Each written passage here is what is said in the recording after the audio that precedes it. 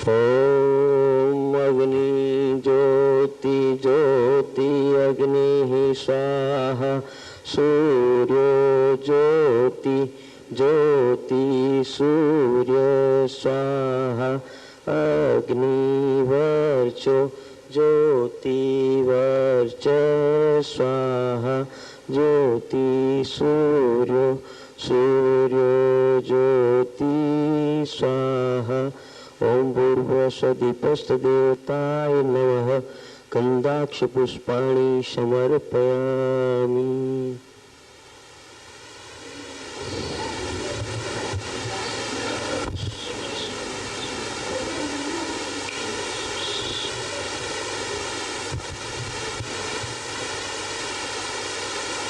ततो नमस्कारं करोमि।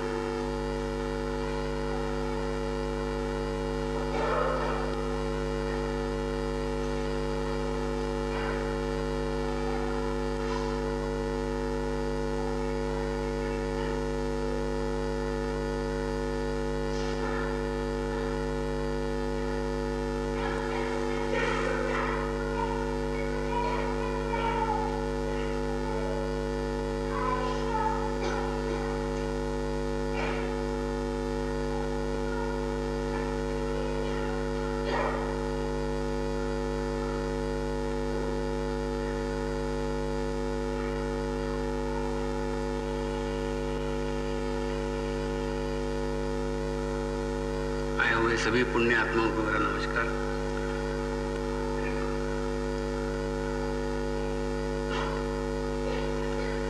आज के कार्यक्रम की शुरुआत दो किसानों की कहानी से कर रहे हैं।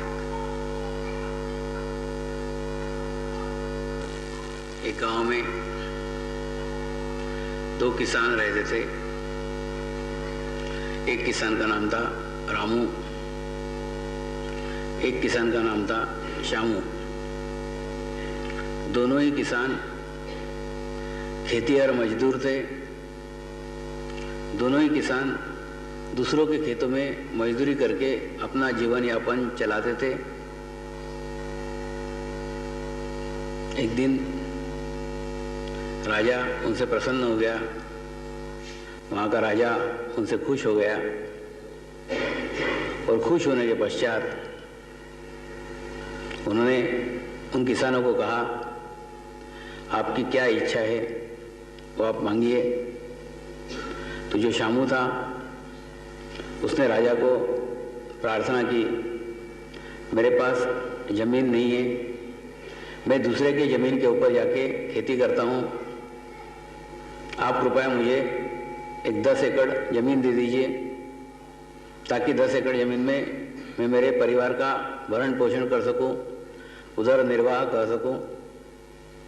राजा ने तुरंत उसे 10 एकड़ का एक पट्टा उसके नाम पे लिख के दिया, 10 एकड़ ज़मीन दे दी। उसके बाद में राजा ने रामू को पूछा, तेरे पास भी ज़मीन नहीं है, तेरे को भी एक 10 एकड़ की ज़मीन दे दूं? रामू ने कहा,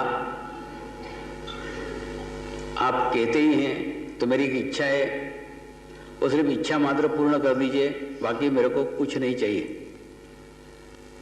राजा ने जब उससे पूछा तो उसने अपनी इच्छा व्यक्त की कि हर साल दशहरे के दिन आप मेरे घर पे खाना खाने के लिए आएंगे, बस यही मेरी इच्छा है, अगर आप चाहते हैं तो पूर्ण कर दीजिए।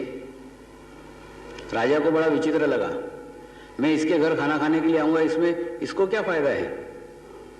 लेकिन उसने वचन दिया था तो उसने पूर्ण करने का वचन दिया। उसने कहा, ठीक है, हर साल दशहरे के दिन मैं तेरे घर पे खाना खाने के लिए आऊँगा। कुछ दिन बीतते चले गए।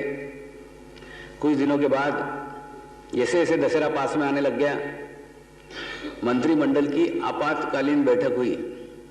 उस आपातकालीन बैठक में एक निर्णय लिया गया कि जब राजा उस झोपड़ी में जाके खाना खाएगा तो हमारे लिए शर्म की बात है, तो हमें उस झोपड़ी को एक छोटे से राजमहल में तब्दील करना पड़ेगा ताकि राजा वहां जाके खाना खा सके। तो उस रामू की झोपड़ी थी, उस झोपड़ी को एक छोटे से राजमहल में बदल दिया गया, वहां पे एक छोटा सा राजमहल बना दिया गया। जब गांव के लोगों ने देखा कि यहाँ पे राजमहल इसलिए बनाया जा रहा है क्योंकि यहाँ पे राजा खाना खाने को आने वाला है, जैसे ही ये चर्चा गांव के अंदर हुई, सारे गांव का रंग रोगन हो गया, सारे गांव की साफ सफाई हो गई, सारे गांव की स्वच्छता हो गई और सब लोग खुशी के मारे प्रसन्नता से अपने राजा का राह देख रहे थे। उसके बाद राजा दशहरे के दिन खाना खाने के लिए आया, जैसे उसने वचन दिया था, इसे बराबर रामू के घर खाना खाने के लिए आया। उसके बाद में हर साल राजा रामू के घर खाना खाने के लिए आने लग गया। जैसे आने लग गया, हर साल नई नई सुधारणा होती चली गई, हर साल नए नए रास्ते बनते चले गए, हर साल नए नए झाड़ लगते चले गए। उस राजवाड़े से लेके उस झोपड़ी तक जितने भी रास्ते में गांव पड़ते थे, सब गांवों के अंदर सुधार होने लग गया, सब गांवों के अंदर व्यवस्था होने लग गई और कुछ सालों के अंदर सारे गांव की काया पलट हो गई, सारे गांव का ही नक्शा बदल गया। क्यों? क्योंकि राजा वहां से हर साल खाना खाने के लिए जाता था। इधर रामू ने अपना खुद का भी भला कर लिया, अपने गांव का भी भला कर लिया, अपने आसपास के गांव का भी भला कर लिया। क्यों? क्योंकि उसका सानिध्य राजा के साथ था, उसका संपर्क सतत राजा के साथ था, सतत राजा उसके घर खाना खाने के लिए आता था। राजा के सतत संपर्क के कारण उसने अपना भी भला कर लिया, अपने गांव का भी भला कर लिया। दूसरी तरफ जो शामू था, जिसने 10 एकड़ जमीन मांगी थी, उसकी स्थिति जो की तू थी। उसको 10 एकड़ जमीन तो मिल गई, लेकिन समस्याओं का निदान नहीं हुआ था, समस्या खत्म नहीं हुई थी। उसकी एक समस्या खत्म हो गई तो दूसरी समस्या खड़ी हो गई। दूसरी समस्या खड़ी हो गई थी कि सिंचाई की व्यवस्था नहीं थी। माने खेती तो थी, जमीन तो थी, लेकिन जमीन को सींचने के लिए कुआं नहीं था, कुएं की व्यवस्था नहीं थी। मतलब समस्या उसके अंदर तब भी थी, समस्या उसके अंदर बाद में भी थी। दूसरी समस्या खड़ी हो गई पानी की। तो समस्या का निदान नहीं हुआ, लेकिन इसने राजा के साथ सानिध्य किया हुआ था तो इसके समस्या का निदान हो गया। ठीक इसी प्रकार से आप किसी महात्मा के संपर्क में आने के बाद महात्मा की कृपा से आप आपके एखादे समस्या का निदान कर लेते हैं। अब उसके सामने गिड़गिड़ाते हैं, उसको दया आ जाती है, आप पे कृपा कर देता है, आपकी समस्या दूर हो जाती है, आपकी प्रॉब्लम दूर हो जाती है। वो अपने चित्त शक्ति से, अपनी ईश्वरीय शक्ति से आपके समस्याओं का निदान कर देता है। लेकिन वो शाश्वत नहीं है, वो सत्य नहीं है, क्योंकि वो टेम्पररी हुआ है। बाद में जिस कारण आपके अंदर वो समस्या खड़ी हुई है, फिर वो दूसरी समस्या खड़ी हो जाएगी। लेकिन अगर आप परमेश्वर के सानिध्य में आ जाते हैं, परमेश्वर के संपर्क में आ जाते हैं, तो आपके जीवन में कोई समस्या ही नहीं रहेगी। जैसे रामू ने सतत राजा के साथ संपर्क किया, उसने उसका भी भला किया, गांव का भी भला किया। तो अगर आप नियमित परमेश्वर के सानिध्य में रहते हैं, नियमित परमेश्वर के साथ में रहते हैं, तो आपको जीवन में कोई भी समस्या नहीं आएगी, कोई भी प्रॉब्लम नहीं आएगी। और वो समस्याएं जो आपके अंदर से निर्मित होती है, वो समस्याएं सारी दूर हो जाएगी। जिस प्रकार मैंने आपको कहा था कि परमेश्वर आपके अंदर ही विद्यमान है, परमात्मा आपके अंदर ही विद्यमान है, लेकिन उसको आपको जानने की आवश्यकता है, उसको आपको समझने की आवश्यकता है। जब तक परमेश्वर को आप बाहर देखेंगे, आपकी दृष्टि बाहर होगी, परमात्मा को आप बाहर खोजते रहेंगे, तब तक परमात्मा आपको कभी भी मिलने वाला नहीं है। परमेश्वर आपको कभी भी मिलने वाला नहीं है। परमेश्वर को पाने के लिए आपको आपके अंतर मन में झांकना पड़ेगा। परमात्मा आपके अंदर ही विद्यमान है, परमात्मा का अंश आपके अंदर ही छुपा हुआ है। आपको उसको जागृत करने की आवश्यकता है, जगाने की आवश्यकता है। ठीक इसी प्रकार से जब तक आप आपकी समस्याओं के लिए, आप आपके प्रॉब्लम के लिए दूसरे को रिस्पॉन्सिबल मानते हो, दूसरे को जवाबदार मानते हो, तब तक आपके जीवन की समस्या कभी भी खत्म होने वाली नहीं है। अब हर दफे बोलते हो उसने मेरा ऐसा कर डाला, उसने मेरे साथ ऐसा किया, उसने मेरे ऐसा बिगाड़ दिया, उसने मेरा ऐसा नुकसान किया। आप हर दफे दूसरे को दोष देते रहते हैं, और जब आप दूसरे को दोष देते रहते हैं तब आपका चित्त बाहर की ओर रहता है, आपका अटेंशन बाहर की ओर रहता है। और जबकि समस्या आपके अंदर ही विद्यमान है। आप ये क्यों नहीं सोचते कि ये सारे बुरे लोग मेरे पल्ले क्यों पड़े? देखिए, जब आप योग में आएंगे, जब आप मेडिटेशन में आएंगे, सबसे पहले आपका चित्त अंदर की ओर जाएगा। मतलब किसी ने आपको थप्पड़ मारा तो आप सोचेंगे करोड़ों लोग हैं इस दुनिया में, इसने मेरे को थप्पड़ क्यों मारा? मेरे अंदर कौन से दोष है, कौन सा ऐसा कारण है जिस कारण से इसने मेरे को थप्पड़ मारा? आपका चित्त इंटरनल होगा। फिर आप जैसे ही चित्त इस प्रकार से सोचेंगे, आपको आपके दोष दिखना चालू हो जाएंगे। आपको दोष दिखना चालू हो जाएंगे कि आपको उस दोषों के कारण ही उसने आपको थप्पड़ मारा हुआ है। तो जो कुछ घटनाएं आपके साथ घटित होती है, जो अच्छी होती है, बुरी होती है, सबके रिस्पॉन्सिबल आप हैं, उसके जवाबदार आप हैं। अगर आपके साथ कुछ बुरा हो रहा है, इसका मतलब आप खुद बुरे हैं। देखिए, बुरे व्यक्ति के साथ में बुरा होता है, अच्छे व्यक्ति के साथ में अच्छा होता है। जो कुछ है वो आपके आसपास के अभामंडल से है, जो कुछ है वो आपके विचारों से। आप क्या सोचते हैं, क्या विचार करते हैं, वो विचारों का ही प्रभाव आपके शरीर के ऊपर पड़ता है, वही प्रभाव आसपास में पड़ता है। इसलिए अपने विचारों को चेंज कीजिए। सारी समस्याओं का निदान स्वयं आप है। जब तक समस्याओं का निदान आप बाहर खोजते रहेंगे, वो टेम्पररी होगा, वो सत्य नहीं है, वो शाश्वत नहीं है। कोई भी कृपा करके थोड़ी देर के लिए आपका एखादा काम कर देगा। ये महात्मा लोग एखादा चॉकलेट दे देते हैं कि बच्चा स्कूल रेगुलर जाना चाहिए। जाते कि नहीं? बच्चे जब नए नए स्कूल जाते हैं उसको चॉकलेट देते हैं कि बेटा रेगुलर जाया कर। बच्चे बदमाश रहते हैं, चॉकलेट खा लेते हैं, स्कूल नहीं जाते। तो वो महात्मा आपको टेम्पररी एखादा काम कर देगा, एखादा चॉकलेट दे देगा, लेकिन वो चॉकलेट है, वो परमानेंट नहीं है। इसलिए वो चीज जिसके कारण वो समस्या दूर हुई है, वो समस्या को दूर करने की आवश्यकता है। मेरे जीवन में एक LIC के मैनेजर आए थे। वो एक ही बात से पीड़ित थे, एक ही समस्या से पीड़ित थे कि उनका ट्रांसफर उनके घर पे नहीं हो रहा था। उनका परिवार अलग जगह था, वो अलग जगह थे, और वो बोलते थे मेरे जीवन का बस ये एक ही समस्या है, मेरे जीवन की बस एक ही प्रॉब्लम है। ये प्रॉब्लम दूर हो जाएगी, मेरे जीवन की सब समस्याएं दूर हो जाएगी, मेरे जीवन के सब प्रॉब्लम दूर हो जाएंगी। मैंने उनको कहा आपको ऐसा लगता है कि ऐसा हो जाएगा, ऐसा नहीं है, प्रॉब्लम आपके अंदर ही है। देखिए, आप जब तक आपके अंदर का प्रॉब्लम दूर नहीं होगा, ये प्रॉब्लम कभी दूर होने वाला नहीं है। फिर मेरे पीछे लगे, नहीं स्वामी जी कैसा भी करके मेरा ट्रांसफर मेरे घर पे करा दोगे, फिर मेरी सब समस्याएं हो जाएंगी, फिर मैं एकदम पूरा ध्यान ही करूंगा, मेडिटेशन ही करूंगा। क्योंकि ठीक है, उसका ट्रांसफर उसके घर पे कर दिया। 6 महीने के बाद फिर मिले, मैंने बोला कैसा क्या ध्यान चल रहा है, कैसी क्या स्थिति है, अब तो जीवन में खुश हो गए ना, अब तो जीवन की सब समस्याएं हल हो गई।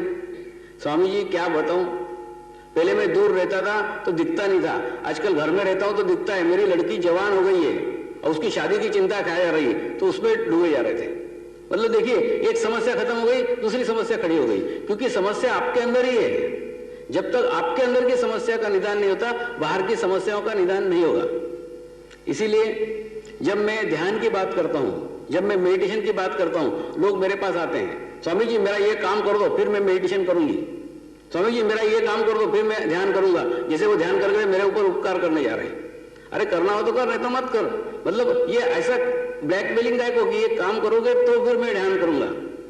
देखिए, ये सब समस्या है। आप सोच रहे हैं कि मैं आपका वो काम कर दूं, उसके बाद में आप ध्यान करेंगे, आपका वो काम कर दूं, उसके बाद में आप मेडिटेशन करेंगे, और वो काम करने के बाद में आपकी परिस्थिति सुधरेगी, आपकी स्थिति सुधरेगी। ऐसा कभी भी आने वाला नहीं है, ऐसा कोई दिन नहीं आने वाला है, क्योंकि वो समस्या आपके ही दोषों के चक्रों के कारण निर्माण हुई है। आपके चक्रों के जो दोष थे, उन दोषों के कारण वो समस्या निर्माण हुई है। मैंने आज उसका निदान कर दिया, आप दूसरी समस्या खड़ी कर लोगे। इसलिए आप सोचोगे कि आपके जीवन की सभी समस्याएं हल हो जाए, फिर हम ध्यान करेंगे, हम मेडिटेशन करेंगे। ऐसा कभी भी होने वाला नहीं है। आपका जीवन का अंत हो जाएगा, आपके समस्याओं का अंत कभी नहीं होगा। जब तक आप जीवित है, जब तक समस्याएं हैं, यही आपको एहसास दिलाती है कि आप जीवित हैं, आप जिंदे हैं। इसलिए कभी भी समस्याओं का निदान बाहर खोजिए मत, समस्या आपके अंदर ही विद्यमान है। दूसरा, जो कुछ स्थिति है, वो स्थिति को सुधार आज से ही करना पड़ेगा। आप अगर कल टालेंगे, परसों टालेंगे, वो कभी भी कल आने वाला नहीं है। आपको आपके अंदर जो चेंज लाने का है, आपके अंदर जो बदलाव लाने का है, वो बदलाव आज से, अभी से लाने का है। तभी कुछ चेंज हो सकता है, तभी कुछ बदलाव हो सकता है। दूसरा, आप लोग देखिए, एक बीज बोने का काम करते हैं, उसी बीज को गुरु बनाइए। देखिए, बीज का क्या रहता है, एक छोटा सा बीज रहता है, एक नन्हा सा बीज रहता है। जब उसको आप बोते हैं तो बोने के बाद में वो अंकुरित होता है, और अंकुरित होने के बाद में उसके आसपास पत्थर पड़े रहते हैं, छोटे छोटे पत्थर पड़े रहते हैं। लेकिन वो अपनी एनर्जी, अपनी ऊर्जा, अपनी शक्ति उन पत्थरों से झगड़ने में खर्च नहीं करता है, उन पत्थरों से लड़ने में खर्च नहीं करता है। क्यों? क्योंकि बीज तो छोटा सा है, पत्थर तो बड़े बड़े हैं, और उनसे झगड़ने में खर्च करेगा तो क्या होगा, बीज नष्ट हो जाएगा। वो क्या करता है, वो पत्थरों से लड़ता नहीं है, पत्थरों से झगड़ता नहीं है, वो पत्थरों के पास से रास्ता बनाता है, पास से मार्ग बनाता है, और रास्ता बना के बाद में वो छोटा सा बीज वृक्ष में तब्दील हो जाता है। एक छोटे से बीज से एक बहुत बड़ा वृक्ष का निर्माण होता है। लेकिन उसी बीज से वृक्ष का निर्माण होता है जो बीज अपने अस्तित्व को नष्ट कर लेता है।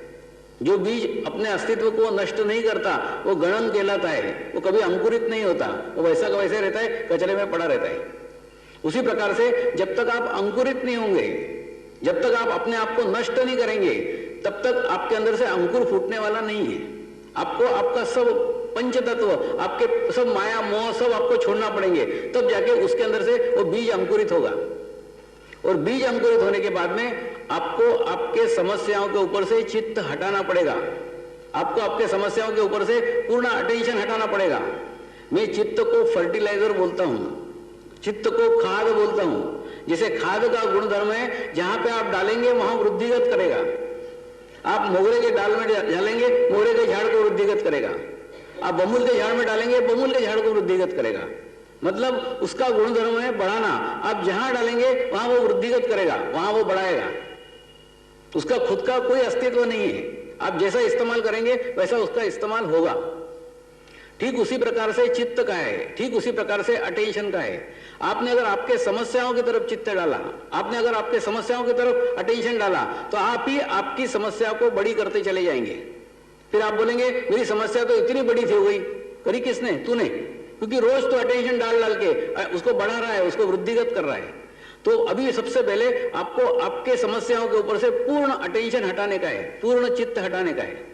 चित्त हटाने के बाद में आपको आपका सारा चित्त एकत्र करने का है, आपकी सारी ऊर्जा एकत्र करने की है और एकत्र करके आध्यात्मिक तरफ, ईश्वर की तरफ उसको डाइवर्ट करने का है, उसको परावृत्त करने का है। जब वो परमेश्वर की तरफ परावृत्त होगी तो क्या होगा, उसी बीज में से एक वृक्ष का निर्माण होगा, एक बहुत बड़ा वृक्ष निर्माण होगा। और जो बकरियां, जो गायें आज आपके पत्ते खाने के लिए लालायित हैं, आपके पत्ते नोचने के लिए तैयार हैं, कल जब आप वृक्ष बन जाएंगे यही बकरियां आपकी छाया में आके बैठेंगी।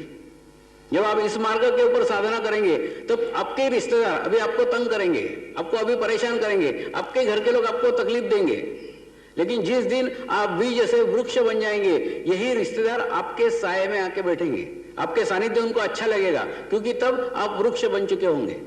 लेकिन वो तब होगा जब आप वृक्ष बनेंगे, और वृक्ष बनने के बाद में जब वो नीचे देखता है, अपने बीज की तरफ देखता है, अपने जड़ की तरफ देखता है वो पत्थर पत्थर ही रह गए हैं, वो कभी वृद्धिगत नहीं हुए, वो कभी बड़े नहीं है। वो पत्थर जब आप देखते हैं, उसी प्रकार से जब आप बीज से वृक्ष बन जाएंगे और वृक्ष बन जाने के बाद में आप बीज की तरफ देखेंगे, अपने जड़ों की तरफ देखेंगे कि मैंने शुरुआत ध्यान में कहां से की थी, तब आप देखेंगे जो आपकी जो समस्याएं थी, आपकी जो प्रॉब्लम थे, वो उतने के उतने ही रह गए हैं। जैसे पत्थर कभी डेवलप नहीं होते, पत्थर कभी बड़े नहीं होते हैं, ठीक उसी प्रकार से आपके जीवन की समस्या कभी बड़ी नहीं होगी, वो उतनी की उतनी रहेगी, लेकिन आप बड़े हो जाएंगे। आप अपने आप को इतना बड़ा कर लो कि समस्या छोटी दिखने लग जाए। अभी क्या हो रहा है, आपने अपने आप को छोटा कर रखा है, आपने आपको बीज समझ कर रखा है और उनको पत्थर के रूप में देख रहे हैं। लेकिन आपको वो परिभाषा बदलने की है, वो दिशा बदलने की है। आपको आपके ऊर्जा को, आपके अंदर के शक्ति को उधोगामी करने का है, उधोगामी करके आपको एक वृक्ष में तब्दील करने का है। बस ये कार्य आपने कर लिया, बाकी सब कुछ कार्य ऐसे आसानी से हो जाएगा। इसलिए कभी इच्छा मत करो कि कल हम करेंगे, परसों हम करेंगे, हमारी ये समस्या का निदान हो जाए फिर हम करेंगे, ऐसा कभी नहीं आता है। जो कुछ स्थिति है वो स्थिति में आज से, अभी से आपको शुरुआत करने की है। आपको जो कुछ तब्दीली है, जो कुछ चाहिए, आपको अभी से करने का है। ऐसा करेंगे तभी आगे प्रोग्रेस हो सकती है, तभी आगे प्रगति हो सकती है। गुरु की स्थिति एक नावाड़ी जैसी है। देखिए, एक आदमी को तैरते आता है, वो तैर के इस किनारे से उस किनारे पहुंच जाता है।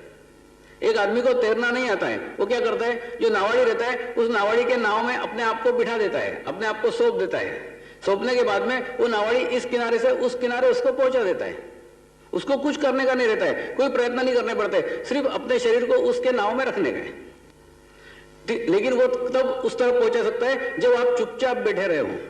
नहीं तो क्या है, नावाड़ी ले जाएगा उस तरफ, आप नाव को खींच रहे इस तरफ, तो कभी भी नाव उधर नहीं पहुंचेगी।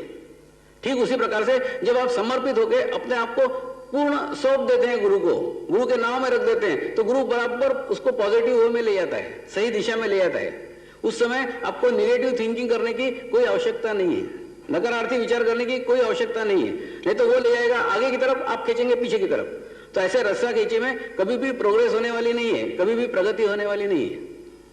दूसरा, प्रत्येक का गुरु निश्चित होता है। देखिए, सब प्रकार के जो स्कूल टीचर रहते हैं सब वंदनीय हैं, सब गुरु हैं। एक बच्चा प्राइमरी में पढ़ता है, उसका जो गुरु है वो भी वंदनीय है, क्योंकि जब उसका ज्ञान का क्षेत्र प्राइमरी का था तो उसको प्राइमरी का टीचर मिला, प्राइमरी का गुरु मिला। जब वो लड़के की प्रगति हुई, लड़के का प्रोग्रेस हुआ, वो मिडिल स्कूल में आया, उसको मिडिल स्कूल का टीचर मिला। जब वो लड़के की प्रगति हुई, वो हाई स्कूल में आया, उसको हाई स्कूल का टीचर मिला। और जब वो कॉलेज में आया, उसको पीएचडी का टीचर मिला। मतलब देखिए, सब गुरु हैं, सब शिष्य हैं। जैसे शिष्य की स्थिति इंप्रूव होती है, आगे के क्लास में जाता है, उसको नए नए गुरु मिलना चालू हो जाता है। ठीक इसी प्रकार से आध्यात्मिक मार्ग में भी है। आध्यात्मिक मार्ग में इसी सबसे पहला गुरु, बच्चे का सबसे पहला गुरु उसकी माँ होती है। सबसे पहले माँ उसको अध्यात्म की स्थिति बताती है, अध्यात्म के बारे में जानकारी देती है। उसके बाद में आने वाले पंडित जी रहते हैं, वो उसके बारे में कुछ जानकारी देते हैं। मतलब ये स्टेप बाय स्टेप एक एक गुरु हैं। उसके बाद में फिर आपको एक आधा गुरु मिलेगा जो आपको आपके कान मंत्र में फूकेगा, एक आधा मंत्र फूकेगा आपके कान में, आपको मंत्र देगा, गुरु मंत्र देगा। और गुरु मंत्र देके आपको बोलेगा बेटा इसका जाप किया कर, तेरा कल्याण होगा। वास्तव में उससे भी कल्याण हो सकता है। आपको उसके ऊपर विश्वास रख के जब आप जप करने लग जाते हैं तब क्या होता है, आप बार बार जाप करते करते, ये समझ लो एक गुरु ने आपको जप दिया राम राम राम राम, ऐसे राम के नाम पे जब आप एकाग्र करने लगते हैं तब आपके भूतकाल के विचार बंद हो जाते हैं, आपके भविष्यकाल के विचार बंद हो जाते हैं। कल मैंने आपको बताया था विचार दो प्रकार के होते हैं, भूतकाल के विचार और भविष्यकाल के विचार। आपके ये दोनों ही विचार बंद हो जाते हैं और आपका चित्त बीच में रहना सीख जाता है, मध्य में रहना सीख जाता है। और मध्य में जब 15 साल तक रहता है तब आपको कुंडली शक्ति जागृत हो जाती है, आपको वो स्थिति प्राप्त हो जाती है। ये भी एक गुरु है, वो गुरु ने आपको मार्ग बताया, गुरु ने आपको रास्ता बताया, ये भी एक तरीका है जिस रास्ते से परमेश्वर की प्राप्ति हो सकती है। लेकिन ये हाई स्कूल का रास्ता है, ये हाई स्कूल का मार्ग है। इस हाई स्कूल के मार्ग से और आगे का मार्ग, कॉलेज का मार्ग कुंडलिनी जागृति है। आपने जो जप किया होगा, आपने जो जाप किया होगा, वो व्यर्थ नहीं गया, वो बेकार नहीं गया। क्यों नहीं गया? क्योंकि वो आपने हाई स्कूल पास किया था, इसलिए परमेश्वर ने आपको कॉलेज में भेज दिया, परमेश्वर ने आपको आगे का रास्ता दिया। आपको आपकी शुद्ध इच्छा रहना पड़ती है परमेश्वर को पाने की, आपको आगे के गुरु मिलते चले जाएंगे। और इसका अंतिम मार्ग है कुंडलिनी जागृति। ये कुंडलिनी जागृति के बाद में आगे कुछ नहीं है, कोई गुरु किसी को दे ही नहीं सकता, वरना कोई मेरे को मिला है। इसके बाद में जो कुछ है आपको आपके प्रयत्नों से प्राप्त करना पड़ेगा। कई लोग बोलते हैं इसके आगे क्या है, इसके आगे के कौन से एडवांस कोर्सेज है, इसके आगे के कोई कोर्सेज नहीं है। आपकी लायकियत, आपकी योग्यता आगे के कोर्स डिसाइड करती है। स्रोत एक ही है, वो है गुरु तत्व, वहीं से आपको ये मिलना शुरू हो जाता है। देखिए, लेकिन किसका गुरु कौन सा है ये पूर्व निश्चित है। इसीलिए किसी भी गुरु को आप सबको, किसी को निंदा करने की आवश्यकता नहीं। आपको वो गुरु है, आपको वो मिलेगा, नहीं है आप अपना ढूंढिए, मार्ग ढूंढिए। जैसे आप नासिक से मुंबई की तरफ आते हैं, आपको रास्ते में बड़े बड़े पाइप मिलेंगे, 20-20 फीट के पाइप मिलेंगे। उस 20 फीट के पाइप को आप जाके कान लगाएंगे तो आपको सुनाई आएगा कि उसके अंदर से पानी बह रहा है। उसके बाद में आप हाथ लगाएंगे, आपको महसूस होगा ठंडा ठंडा कि उसके अंदर से पानी बह रहा है, लेकिन आपकी प्यास बुझेगी नहीं। बहुत बड़ा पाइप है, विशाल पाइप है, 20 फीट का पाइप है, आपको अनुभव करा रहा है, लेकिन प्यास नहीं बुझा रहा है, तो आपके वो कोई काम का नहीं है। उसके बाद में और आप आएंगे भिवंडी की तरफ तो वो पाइप 10 फीट के हो गए, वहां पे भी वही स्थिति है। आप हाथ लगाएंगे, लगेगा पानी बह रहा है। उसके बाद में आप कान लगाएंगे, सुनाई आएगा पानी बह रहा है, प्यास बुझेगी नहीं, आपका स्थिति सुधरेगी नहीं। और आगे आएंगे, वही फिर 5 फीट का होगा, 2 फीट का होगा, 1 फीट का होगा। वो क्रमबद्ध लयबद्ध तरीके से वो पाइप का साइज छोटा छोटा होता जाएगा। लेकिन ये सारे पाइप आपके लिए व्यर्थ हैं, 20 फीट का भी व्यर्थ है, 1 फीट का भी व्यर्थ है, आधे फीट का भी व्यर्थ है। आपके काम का कौन सा है? वो आधा इंची पाइप लाइन। जो आधा इंची पाइप लाइन आपके फ्लैट के अंदर आ रही है, आपके घर के अंदर आ रही है, फिर वो छोटे से नल में से आपको पानी दे रही है, वो छोटा सा लाइन आपके काम का है। वो 20-20 फीट के पाइप आपके कोई काम के नहीं है। क्यों? क्योंकि वहां परमेश्वर की अनुभूति हो सकती है, परमेश्वर मिल नहीं सकता। और परमात्मा की प्राप्ति के लिए आपको उस नल के टोटी तक आना पड़ेगा। तो प्रत्येक की टोटी अलग है, प्रत्येक की टेप अलग है, प्रत्येक का नल अलग है। आप अपने नल को पहचानिए, आपका कौन सा नल है, जहां पे जाके आपको अपनी प्यास बुझ जाए। आप सोचो बस यही मेरा नल है, यही मेरी खोज थी, यही मेरे प्रयत्न थे। आप 20 feet, 10 feet, 5 feet, 1 feet, 2 feet होते हुए बाद में उस स्टेप तक पहुंचे, उस नल तक पहुंचे। यही आपका अंतिम लक्ष्य था, यहां जाके आपको पहुंचने का था। यही आपकी प्यास बुझेगी। वो प्यास बुझने के बाद में आगे की सारी खोज समाप्त हो जाती है। ये वो स्थान है, ये वो जगह है जहां पे जाके मनुष्य की सारी बाहरी खोज समाप्त हो जाती है। परमेश्वर की अनुभूति अंदर से मिलना चालू हो जाती है। परमेश्वर को बाहर ढूंढने के लिए जो खोज कर रहा था, जो प्रयत्न कर रहा था, सारे प्रयत्न बंद हो जाते हैं। क्योंकि वो जान जाता है परमात्मा मेरे अंदर ही विद्यमान है, परमेश्वर मेरे अंदर ही बैठा हुआ है। लेकिन वो तब मालूम पड़ेगा जब वो अंदर की ओर जाएगा, और अंदर की ओर तब जाएगा जब उसको कोई जीवंत गुरु साक्षात्कारी मिलेगा, जो साक्षात्कार कराएगा, उसको अनुभूति कराएगा कि परमेश्वर अंदर विद्यमान है। ऐसा अंदर जाने के बाद में ही ये सब कुछ घटित होगा। लेकिन सब कुछ गुरु के हाथ में नहीं है। हाथ में दोनों हाथों से ताली बजती है। आपका समर्पण भी उसके लिए आवश्यक है। अगर आप समर्पण नहीं करेंगे तो आगे कुछ नहीं हो सकता। जैसे समझ लो यहां से आपको मुंबई जाने का है, तो आप क्या करेंगे? आप बस स्टैंड के ऊपर जाएंगे, मुंबई की बस कहाँ खड़ी रहती है उसका पता लगाएंगे, उसके बाद में उस मुंबई के बस का टिकट खरीदेंगे, फिर बस का नंबर देखेंगे, सीट का नंबर देखेंगे, फिर जाके आप अपने बस को खोजेंगे। बस में खोज के समझ लो आपको 14 नंबर की सीट मिली हुई है, तो उस 14 नंबर के सीट के ऊपर जाके बैठेंगे और उसके बाद में बराबर निश्चिंत होकर ड्राइवर को अपने आप को सौंप देंगे और सो जाएंगे। आपको मालूम है सवेरे में मुंबई पहुंचने ही वाला हूं। पूर्ण विश्वास रखेंगे उस ड्राइवर पे। ऐसा नहीं कि वो गाड़ी चालू होने के बाद में, बस चालू होने के बाद में प्रत्येक मोड़ पे आप मुड़ मुड़ के पूछेंगे वो ड्राइवर को, क्यों ये बस मुंबई जा रही कि नहीं जा रही, जा रही कि नहीं जा रही। ऐसा बार बार तंग करोगे ड्राइवर आपको हाथ पकड़ के उतार देगा नीचे। तो ऐसा घड़ी घड़ी जैसे आप एक छोटे से क्षण के लिए, एक छोटे से जगह के लिए पूर्ण विश्वास रख के उसके ऊपर बैठ सकते हैं कि ड्राइवर मेरे को सुबह मुंबई पहुंचाएगा ही। तो आप क्यों नहीं गुरु के ऊपर विश्वास रख सकते हैं कि ये मेरे को बराबर सही मार्ग पे ले जाएगा। तो ऐसे जब तक आप समर्पित नहीं होंगे, जब तक आगे की बात होने वाली नहीं है, आगे का कुछ होने वाला नहीं है। मैं आपको गला फाड़ फाड़ के 2-2 घंटे समझाता हूं, मेरे को ऐसा किसी ने भी जीवन में समझाया नहीं है। मेरे गुरु कैसे हैं अभी आपको वर्णन करता हूं, आप कल्पना भी नहीं कर सकते ऐसे गुरुओं से मेरे को प्राप्त हुआ है। आपको अब सोच भी नहीं सकते ऐसे भी गुरु हो सकते हैं। मैं बर्मा गया हुआ था, बर्मा से ये वापस आ रहा था, तो 2 बुद्धिस्ट मंक्स मेरे साथ में थे, 2 बुद्धिस्ट साधु मेरे साथ में थे। मेरे जीवन का ये सबसे बड़ा आश्चर्य है। देखिए जब मैं बर्मा से भारत की तरफ आ रहा था तो घना जंगल पड़ता है, उस घने जंगलों में बड़ी बड़ी गुफाएं हैं, इस हॉल से भी बड़े बड़े गुफाएं हैं। उन गुफाओं के अंदर कुछ बुद्धिस्ट लोग बैठ के मूर्ति का निर्माण करते हैं। कुछ बुद्धिस्ट लोग बैठ के रोज मूर्ति को एक एक छेनी मार मार के एक मूर्ति का निर्माण करते हैं। उसके बाद में वो मूर्ति निर्मित होने के बाद उस मूर्ति के अंदर जबरदस्त चैतन्य रहता है, जबरदस्त वाइब्रेशंस रहता है। ऐसी कई गुफाएं वहां पे विद्यमान है। तो ऐसे 2 बुद्धिस्ट मंक्स के साथ जब मैं आ रहा था तो आते आते रास्ते के अंदर शाम हो गई, अंधेरा हो गया। तब देखा कहीं तो भी रुकने के लिए कोई स्थान ढूंढना चाहिए। तो एक ऊपर पहाड़ के ऊपर से बहुत अच्छा चैतन्य आ रहा था, बहुत अच्छा वाइब्रेशंस आ रहा था। तो हमने सोचा ऐसे कोई गुफा होगी, यहाँ पे कोई बुद्ध की प्रतिमा रखी होगी, उसका चैतन्य आ रहा है, उसका वाइब्रेशंस आ रहा है। ऐसा सोच के हम तीनों जने ऊपर की तरफ चढ़े। जब उस गुफा तक पहुंचे तो वहां पहुंचते पहुंचते अंधेरा हो गया था, रात हो गई थी।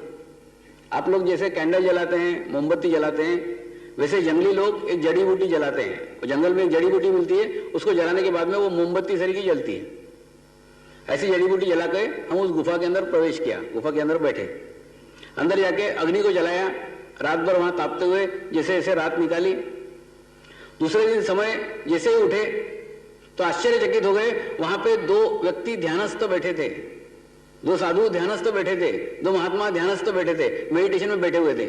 उनकी उम्र 20-22 साल की होगी, इतने कम उम्र के थे, इतने छोटे से एज के थे, ध्यान में बैठे हुए थे, मेडिटेशन में बैठे हुए थे। हम आश्चर्यचकित हो गए, लेकिन मैं जान गया कि उनको ध्यान में जाने के लिए ध्यान में जाने की आवश्यकता है।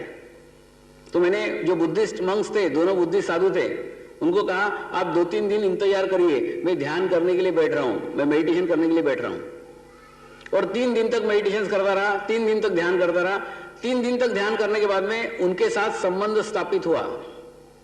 वो दोनों महात्मा 800 साल से वहां मेडिटेशन कर रहे थे, 800 साल से वहां ध्यान कर रहे थे। और ध्यान ही ध्यान में, ध्यान की कोई भाषा नहीं है, ध्यान की कोई लैंग्वेज नहीं है, कोई लैंग्वेज नहीं। मेडिटेशन में गए, मेडिटेशन में उनसे बातचीत हुई, मेडिटेशन में उन्होंने आशीर्वाद दिया और उन्होंने एक स्पेशल मिशन के लिए मेरा चुनाव किया, एक अच्छा मिशन मेरे को सौंपा, एक जिम्मेदारी मेरे को सौंपी। और मैंने उनसे एक ही आशीर्वाद मांगा कि आपका कार्य मेरे हाथ से अच्छे से हो सके, बस यही आशीर्वाद दीजिए, बाकी कुछ नहीं चाहिए। तो उन्होंने कहा तुमने मेरा सर्वस्व लूट लिया है, सब कुछ ले लिया है। क्यों? क्योंकि जब कार्य करोगे तो मेरी शक्तियां मिलेंगी, मेरे कार्य की प्रधानता है, कार्य करेंगे ऑटोमेटिकली सब कुछ घटित होगा। उनका कहना था कि जैसे एक गवली रहता है, वो छोटे से गाय के बच्चे को लेके चलता है, गाय को बांध के नहीं लेके जाता, लेकिन गाय बंधी हुई उस बच्चे के पीछे पीछे आती है। ठीक उसी प्रकार से गुरु का जो कार्य करता है, गुरु उसके पीछे पीछे खींचा चला आता है, गुरु की सारी शक्तियां उसके पीछे कार्यरत रहती है। तो गुरु को प्रधानता मत दो, गुरु के कार्य को प्रधानता दो। जब उस कार्य को प्रधानता देंगे आपको बाकी सब कुछ मिल जाएगा। तो उन्होंने एक अच्छा मिशन, एक अच्छी जवाबदारी मेरे को सौंपी। वो जवाबदारी ये थी कि उनके गुरु अभी जन्म लेना चाहते हैं, उनके गुरु इस धरती पे जन्म लेने के लिए आतुर हैं, वेट कर रहे हैं, इंतजार कर रहे हैं, लेकिन उनको अच्छे माँ बाप नहीं मिल रहे हैं, उपयुक्त माँ बाप नहीं मिल रहे हैं। जैसे आप अच्छी खेती करके उसके बाद में बीज बोते हैं, फिर उसको सिंचाई करते हैं, ठीक उसी प्रकार का कार्य मेरे को सौंपा हुआ है कि मेरे को अच्छे माँ बाप तैयार करने का कार्य सौंपा हुआ है। मेरे को गृहस्थ होते हुए उन्होंने इसलिए चुनाव किया कि उनको गृहस्थ व्यक्ति ही चाहिए, संसारिक व्यक्ति ही चाहिए, परिवार वाला व्यक्ति ही चाहिए, उसी के हाथ से उनकी योजना, उनका भवितव्य होने वाला है। ऐसे महान आत्माएं इस धरती पे आने के लिए लालायित थे। ऐसे महान आत्माओं को आने के लिए, मार्ग बनाने के लिए, अच्छे माँ बाप बनाने के लिए मेरे को मिशन दिया हुआ है, मेरे को कार्य दिया हुआ है।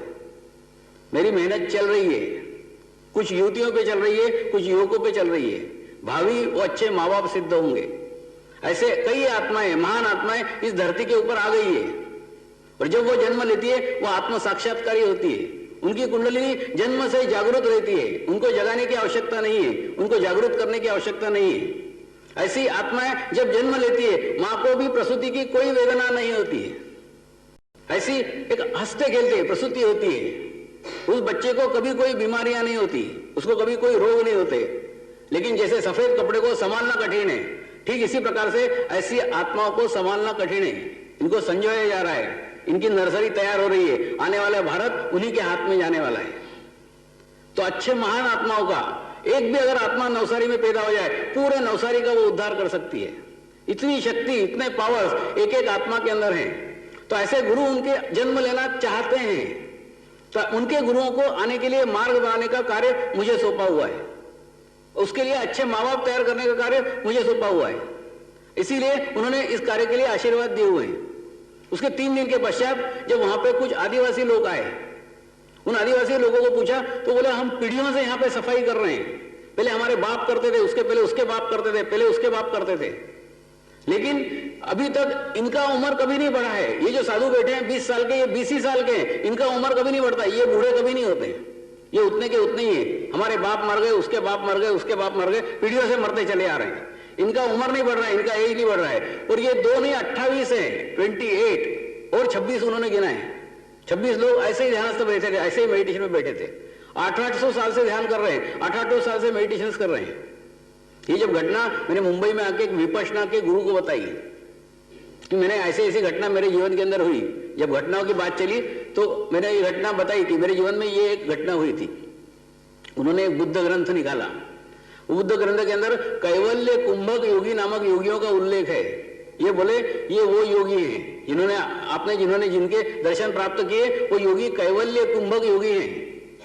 ये सालों से वहां तपस्या कर रहे हैं, सालों से वहां ध्यान कर रहे हैं। इनका हवा मंडल बंधा हुआ रहता है, 5-5 किलोमीटर तक एरिया में उनके इच्छा के बगैर कोई अंदर आदमी नहीं आ सकता। जब तक उनकी इच्छा नहीं होगी कोई अंदर नहीं आएगा। उन्होंने आपको दर्शन दिए, मतलब उनकी इच्छा थी आपको दर्शन देने थी, इसलिए दर्शन दिए। ऐसे कैवल्य कुंभक योगी ध्यानस्थ हैं, मेडिटेशन कर रहे हैं। और जब वो ध्यान करते रहते हैं तो जैसे आप एक क्लब की मेंबरशिप ले लेते हैं, और मेंबरशिप लेने के बाद में जब आपकी इच्छा आप क्लब में जा सकते हैं, क्लब में रह सकते हैं। उसी प्रकार से एक बार ऐसे महात्माओं के दर्शन हो जाए, बस उतना ही काफी है। फिर जब आप इच्छा करेंगे, आप आपका कनेक्शन उनके साथ में जोड़ लेंगे, आपका कनेक्शन उनके साथ जुड़ जाएगा। उनका चैतन्य, उनका वाइब्रेशंस बहना चालू हो जाता है, आना चालू हो जाता है। सिर्फ आपको उनसे संपर्क करने की आवश्यकता है, आपको उनके संबंध स्थापित करने की आवश्यकता है। जैसे ही संपर्क स्थापित होता है, ऑटोमेटिकली उनका चैतन्य, उनका वाइब्रेशंस बहने लगता है। कार्य को प्रधानता दीजिए, गुरु के शरीर को प्रधानता मत दीजिए। गुरु शरीर नहीं है, गुरु एक शक्ति है। कई बार जब एक असामान्य स्थितियों में लोग मेरे को देखते हैं तो सोचते हैं नहीं ये सामान्य नहीं है, कुछ तो भी असामान्य है। लेकिन क्यों होता है? क्योंकि उस समय वो थोड़ी देर के लिए असामान्य होते हैं। मैं तो 24 घंटे असामान्य ही रहता हूं। तुम्हारी देखने का नजरिया थोड़ी देर के लिए चेंज होता है, तुमको सत्य दिखने लग जाता है, तुमको सत्य प्रकाशित होने लग जाता है। लेकिन उस स्थिति में अगर आप 24 घंटे रहेंगे, आप 24 घंटे मेरे को उसी स्थिति में पाएंगे। इसीलिए मैं कहता हूं मेरे आसपास मत भटको, मेरे आसपास मत रहो, कार्य को प्रधानता दो। मेरे आसपास आने से कुछ होने वाला नहीं है। कुछ लोग अग्निहोत्री कहलाते हैं, वो अपने घर के अंदर अग्नि को रखते हैं, अग्निकुंड उनके घर में 24 घंटे रहता है, अग्नि की वो पूजा करते हैं, लेकिन अग्नि को भी संभाल के रखना पड़ता है, नहीं तो उससे घर भी जल सकता है। इसलिए अग्नि को जैसे संभाल के रखना पड़ता है, वैसे ही शक्तियों को संभाल के रखना पड़ता है। शक्तियों से जितने दूर रहो उतना अच्छा है, हाथ जलने के चांसेस उतने ही कम है। आपको नहीं दिखता, लेकिन आसपास पावर्स बैठे रहते हैं, आसपास शक्तियां बैठी रहती है। कहीं जाने अनजाने में भी आपसे कुछ गलती हो जाए, वो पनिशमेंट देने के लिए चुकेंगे नहीं। इसीलिए आप दूर रहिए, मेरे आसपास आने की आवश्यकता नहीं है। दूर से जो कुछ चीज है वो पूर्ण प्राप्त हो सकती है, पास आने की आवश्यकता ही नहीं है। पास आने से एक आध दफे आपके हाथ से कुछ गलती हो सकती है, उस गलती की सजा लेने के लिए वो तुरंत तैयार रहते हैं, कोई उसमें दया माया नहीं है। इसलिए ध्यान करिए, मेडिटेशन करिए और पूर्णत्व को प्राप्त कीजिए। मेडिटेशन से सब कुछ है, अंतिम मार्ग है। इस अंतिम मार्ग से आपको सब कुछ प्राप्त हो जाएगा, आपके जीवन की सब समस्याएं दूर हो जाएगी। लेकिन उसके लिए नियमित साधना की आवश्यकता है, नियमित मेडिटेशन की आवश्यकता है, और वो मेडिटेशन सिर्फ ध्यान में संभव है। ये गुरुओं की बात आपको इसलिए बताई कि मैंने ऐसा ऐसा प्राप्त किया है। मैं तो आपको 2-2 घंटा गला गला फाड़ के समझाते रहता हूं, इतना मेरे को किसी ने समझाया हुआ नहीं है। तो देखिए, ये समझने के बाद उसको आप संकलित करना पड़ेगा, उसको समझाना पड़ेगा, उसको वृद्धिगत करना पड़ेगा। मेरे पास रहने से कुछ नहीं होगा, आपको दूर रह के मेरे को समझने की कोशिश करना पड़ेगी। जितना दूर रहेंगे उतना मेरे को अच्छे से समझ सकते हैं। मेरे गुरुओं की शक्तियां जब मैं उनके करीब तक नहीं समझ पाया, आज समझता हूं, आज मालूम होता है क्या पावर्स है, क्या शक्तियां हैं। लेकिन उसके लिए दूर जाना पड़ा। उसी प्रकार से दूर जाने की आवश्यकता है। जब आप दूर जाएंगे, आप देखेंगे शक्तियां आपके पीछे हो लेंगी। इसके लिए आपको प्रयत्न करने की आवश्यकता नहीं है, आपको ध्यान की आवश्यकता है, आपको मेडिटेशन की आवश्यकता है। आज का चक्र नाभि चक्र है। नाभि चक्र वो चक्र है, उस चक्र के ऊपर से मनुष्य की आध्यात्मिक प्रगति शुरू होती है, आध्यात्म का क्षेत्र शुरू होता है। ये जो मूलाधार चक्र है, यहां से आपकी शारीरिक प्रगति होती है। ये जो स्वादिष्ठान चक्र है, इस स्वादिष्ठान चक्र से आपकी भौतिक प्रगति होती है। लेकिन ये दोनों ही चक्र आपकी आध्यात्मिक प्रगति नहीं कर सकते। आध्यात्मिक प्रगति करने के लिए आपको नाभि चक्र तक आना ही पड़ेगा। नाभि चक्र से आपकी आध्यात्मिक प्रगति शुरू होती है, आपकी आध्यात्मिक प्रोग्रेस शुरू होती है। इसीलिए कहते हैं गुरु ही भवसागर पार करा सकता है। ये भवसागर है, ये पार करने के लिए आपको एक जीवंत गुरु की आवश्यकता है। जीवंत गुरु के सानिध्य में ही इसको पार किया जा सकता है। आज हम इस नाभि चक्र के बारे में जानेंगे, समझेंगे। नाभि चक्र के ऊपर लक्ष्मी का स्थान है। देखिए, लक्ष्मी जहां बात आई, तुरंत आपका चित्त रुपए पैसे के अंदर गया, तुरंत आपके दिल में कल्पना हो गई, आपको एकदम हरे हरे नोट दिखने लग गए। लक्ष्मी वो नहीं है। अगर हरे हरे नोट ही लक्ष्मी होती तो जिनके पास हरे हरे नोट है वो दुखी नहीं होते, वो परेशान नहीं होते। जिनके पास संपत्ति है उनके पास भी परेशानी है, उनके पास में भी प्रॉब्लम है। आप बड़े बड़े उद्योगपति के पास जाइए, आप उनको पूछिए आप खुश हैं क्या।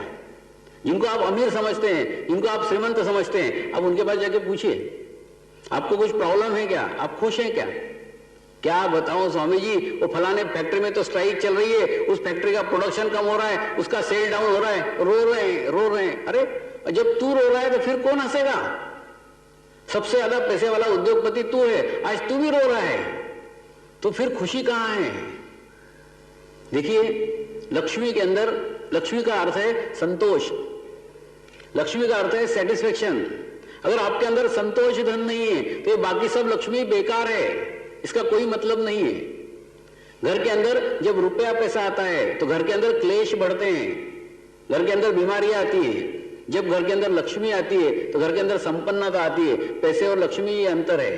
अच्छे मार्ग से कमाई गई लक्ष्मी कहलाती है, बुरे मार्ग से कमाया गया पैसा कमाता है। इसलिए पैसे और लक्ष्मी में अंतर समझिए। ऐसी जब लक्ष्मी आपके घर के अंदर आएगी तो आपके घर के अंदर सेटिस्फेक्शन आएगा, आपके घर के अंदर संतोष आएगा। तो संतोष धन ही सबसे बड़ा धन है। देखिए, एक मराठी मैगजीन के अंदर एक कार्टून दिया गया था। उस कार्टून को उन्होंने तो कार्टून के रूप में छापा, मैंने उसको दूसरे अर्थ में लिया है। उस कार्टून में दिखाया गया था कि पहले फोटो के अंदर एक पुलिस एक चोर को पकड़ के लेके जा रहा है। दूसरे कार्टून में दिखाया गया था कि जो चोर था वो पुलिस के हाथ से छूट के भाग रहा है। तीसरे कार्टून में दिखाया था पुलिस चोर के पीछे भाग रहा है। और चौथे कार्टून में दिखाया था पुलिस वाला चोर के आगे भाग रहा है, उसको कार्टून में लिया था उन्होंने। लेकिन ऐसी की ऐसी स्थिति मनुष्य की है। मनुष्य पैसे के पीछे इसलिए भागता है ताकि सुख मिले, उसके बाद में उसकी पैसे के पीछे ऐसी अंधी दौड़ शुरू होती है कि सुख तो बाजू में रहता है, पैसा ही पैसा, पैसा ही पैसा, और बाद में मैं दौड़ा काय के लिए था, सुख के लिए, सुख तो पीछे रह गया, भागे ही जा रहा हूं, भागे ही जा रहा हूं, पागल सही का। वैसे वो पुलिस वाला दौड़ा इसलिए था चोर को पकड़ने के लिए, चोर तो पीछे रह गया, ये चोर के आगे भाग रहा है। अरे भागा तो काय के लिए था? चोर को पकड़ने के लिए भागा था, तू चोर के आगे भाग रहा है। तो भागने का उद्देश्य क्या था? ऐसे उद्देश्य विहीन दौड़ शुरू हो जाती है और बाद में जीवन का अंत हो जाता है, आपको सुख कभी भी नहीं मिलता है। तो पैसे के अंदर भी अगर सुख होता तो ये सब उद्योगपति, सब अमीर लोग सुखी रहते हैं। पैसे के अंदर सुख नहीं है, सुख आपके अंदर विद्यमान है, आपके अंदर बैठा हुआ है। जब आपका नाभि चक्र खुलेगा, नाभि चक्र खुलने के बाद में आपको वो संतोष मिलेगा, आपको वो सेटिस्फेक्शन मिलेगा। मैं ये नहीं कहता आप बहुत अमीर हो जाएंगे, बहुत श्रीमंत हो जाएंगे, लेकिन आपकी रिक्वायरमेंट्स पूरी होगी, आपकी आवश्यकताएं पूर्ण होंगी, आप आपके जीवन में संतुष्ट कहलाएंगे, समाधानी कहलाएंगे, सेटिस्फेक्शन होगा। ये आपको तत्व अंदर से प्राप्त होगा तब जब आपका नाभि चक्र खुलेगा। दूसरा, आप सभी धर्मों का अध्ययन करो। सभी धर्मों के अंदर दान को बहुत महत्व दिया जाता है, डोनेशंस को बहुत ज्यादा महत्व दिया जाता है। क्या कारण है? कारण यह है कि हम सोचते हैं जैसे एक आधा भिखारी आ गया, उसके सामने हमने 1 रुपया फेंक दिया। आजकल भिखारी भी 1 रुपया नहीं लेते, 5 रुपये लेते हैं, उसको 5 रुपये फेंक दिया तो हम सोचते हैं ये दान है, ये डोनेशन है। ये दान नहीं है। देखिए, दान का मेन उद्देश्य है आपका चित्त, आपका अटेंशन आपके समस्याओं से हटके दूसरों की समस्याओं की तरफ जाए। ये दान का उद्देश्य है। देखिए, आपका चित्त एक्सटर्नल होना चाहिए, आपका चित्त इंटरनल है, मतलब आपका चित्त अंदर की ओर है। मेरा मेरा मेरा घर, मेरा बच्चे, मेरी पत्नी, मेरा मेरा मेरा, तो सब मेरा मेरा है, तो बाहर का कचरा भी अंदर आ रहा है। जिस प्रकार से अभी यहाँ जोर से तूफान आ जाए, बाहर का सब कचरा इस हॉल में आ जाएगा। क्यों? क्योंकि इंटरनल है, अंदर की तरफ है। लेकिन उसी चित्त को एक्सटर्नल करने का है, उसी चित्त को बाहर की ओर ले जाने का है। आज ऐसे मेरा मेरा छोड़ के तेरा तेरा करना चालू कर दो, तो जैसे आपका चित्त बाहर की ओर जाएगा, आप देखेंगे आपके दोष भी दूर होना चालू हो गए, आपके प्रॉब्लम भी दूर होना चालू हो गए। क्यों? क्योंकि आपका अटेंशन ही बाहर की ओर जाना चालू हो गया। जब आपका अटेंशन अंदर की ओर है, आसपास का कचरा भी अंदर की ओर है।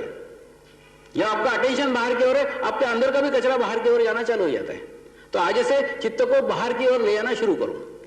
यही दान का मेन उद्देश्य है, यही दान का मुख्य उद्देश्य है कि आपका चित्त आपके समस्याओं से हटके दूसरों के समस्याओं की तरफ जाए। क्यों? क्योंकि आप आपकी समस्याओं में ग्रस्त रहते हैं और उसमें चित्त डाल डाल के अपने समस्याओं को बढ़ाते हैं। आज आप कितने भी दुखी हो, आप कितने भी गरीब हो, लेकिन आप एक प्रार्थना तो दूसरे के लिए कर सकते हैं। आज ऐसे ये प्रार्थना करना शुरू करिए। आज एक नियम बनाइए, रोज सवेरे उठ के मैं एक प्रार्थना करूंगा, या रोज उठ के मैं एक प्रार्थना करूंगी, मेरी लड़की की शादी हो जाए, मेरे लड़के को नौकरी लग जाए।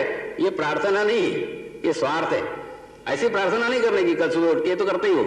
कल से एक नई प्रार्थना शुरू करने की कि जिसके अंदर आपका कोई स्वार्थ नहीं है, जिसके अंदर आपका कोई उद्देश्य नहीं है।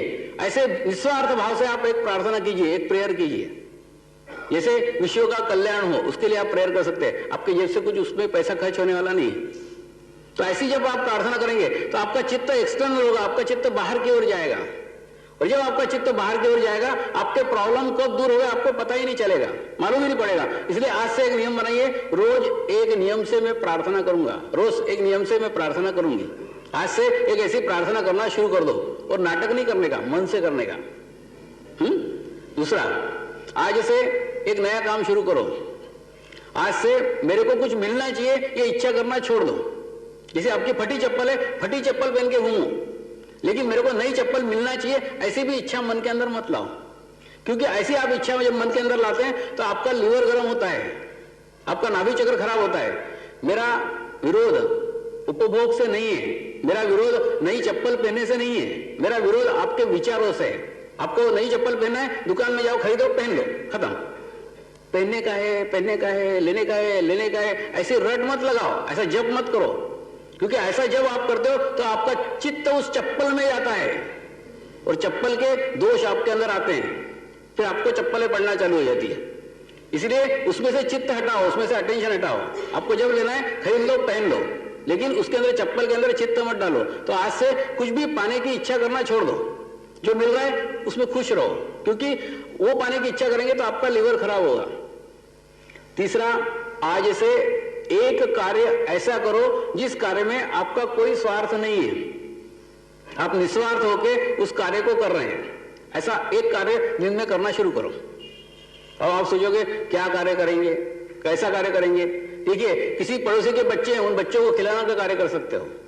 कोई वृद्ध है, उसकी सेवा करने का कार्य कर सकते हो।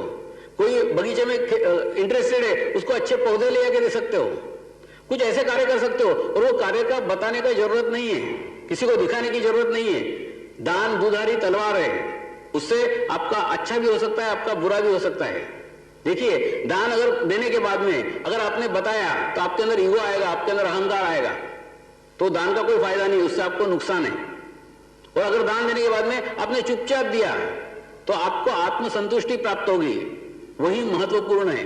तो जो कुछ कार्य करो वो कार्य आप आपके आत्मसंतुष्टि के लिए करो, दूसरे को दिखावा करने की जरूरत नहीं है कि आप ये कार्य कर रहे हैं। किसी को बताने की आवश्यकता नहीं कि आप किसी को मदद कर रही हैं। और ऐसा कभी मत दिखाइए कि आप उसके ऊपर एहसान कर रहे हैं। जहां एहसान का शब्द आ जाएगा वह सब बातें खत्म हो जाएगी।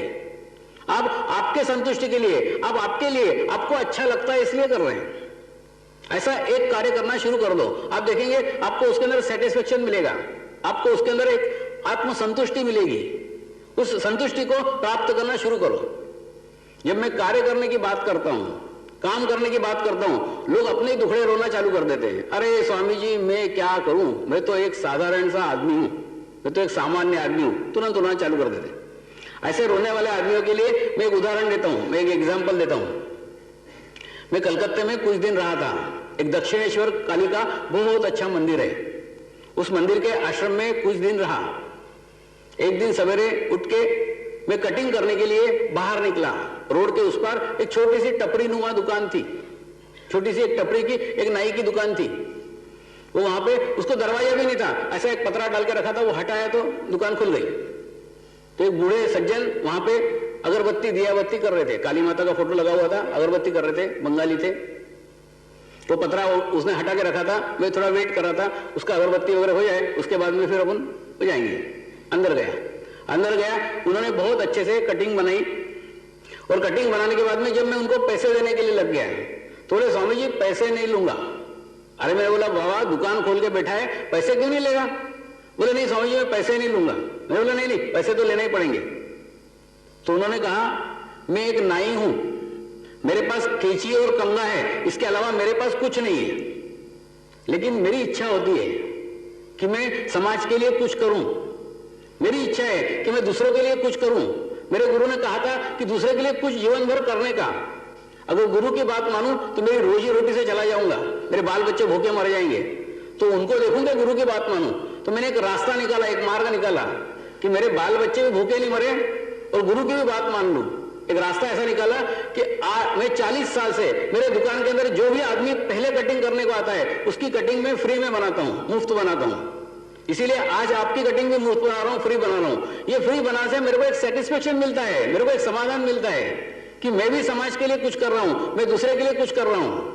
इसलिए मैं हर कटिंग के दुकान में आने वाले की पहली कटिंग फ्री में बनाता था, मुफ्त में बनाता था। उससे मेरे को आत्मसंतुष्टि मिलती है, उससे मेरे को आत्म का आनंद मिलता है।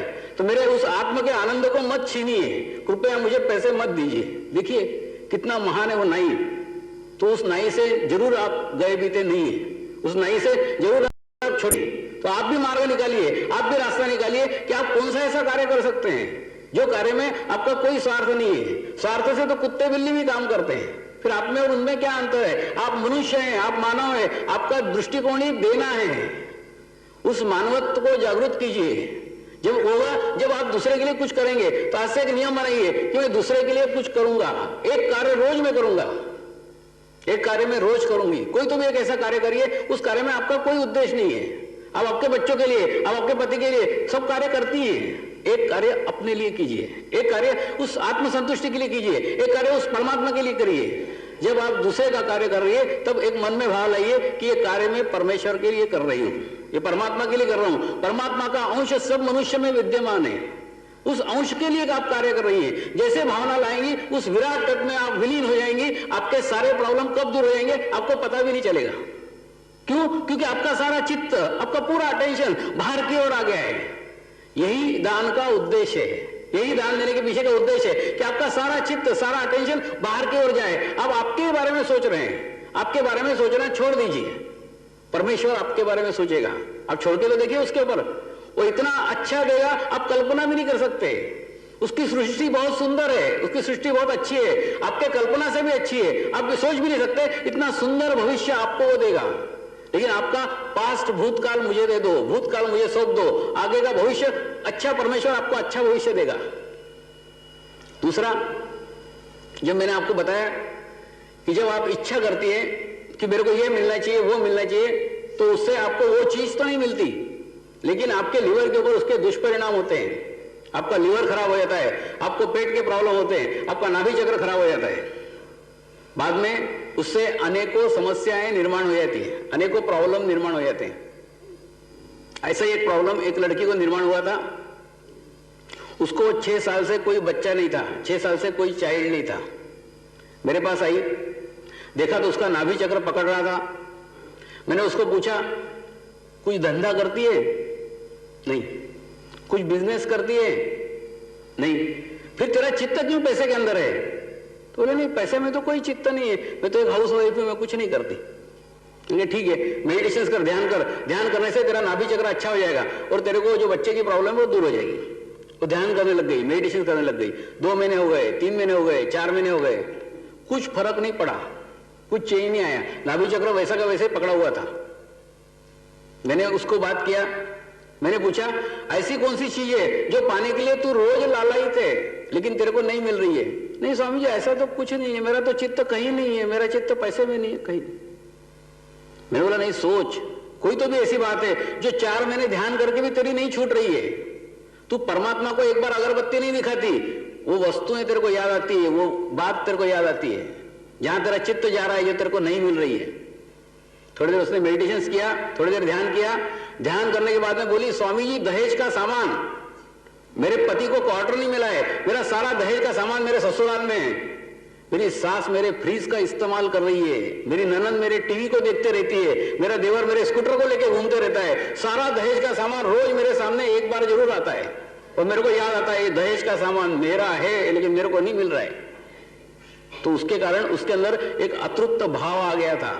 मैंने उसको समझाया बेटा सब दहेज का सामान अगर तेरा होता, उपभोग तेरे नसीब में होता तो तू उपभोग करती, उपभोग तेरे सास के नसीब में है, उपभोग तेरे ननंद के नसीब में है, उपभोग तेरे देवर के नसीब में है, इसीलिए वो उसका उपभोग कर रहे हैं। कई लोग बोलते हैं ये चीज मेरी है, अरे तेरी कहाँ है, उपभोग तो दूसरा कोई कर रहा है।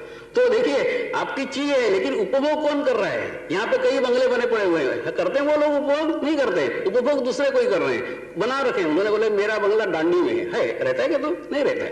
तो वैसे कई लोग, उपभोग करने वाला अलग है, उसको बनाने वाला अलग है। उसी प्रकार से दहेज का सामान तेरा है लेकिन वो तेरा नहीं है। आज के बाद में ये विचार करना चेंज कर दे, आज के बाद में ये विचार बदल दे कि मेरा है। उस दहेज के सामान में से चित्त हटा, भूल जा, तेरे नाभि चक्र खुल जाएगा। उसके बाद में उसका नाभि चक्र खुल गया, वो प्रेग्नेंट हुई, उसको लड़की हुई। देखिए मतलब मैंने कोई गंडा नहीं दिया, मैंने कोई ताबीज नहीं दिया, कोई अंगारा नहीं दिया, कुछ नहीं किया। जो उसका चित्त गलत जगह अटक रहा था और अटकने के कारण नाभि चक्र पकड़ रहा था और नाभि चक्र पकड़ने के कारण ऐसा दुष्परिणाम हो रहा था, वो दुष्परिणाम दूर हो गया।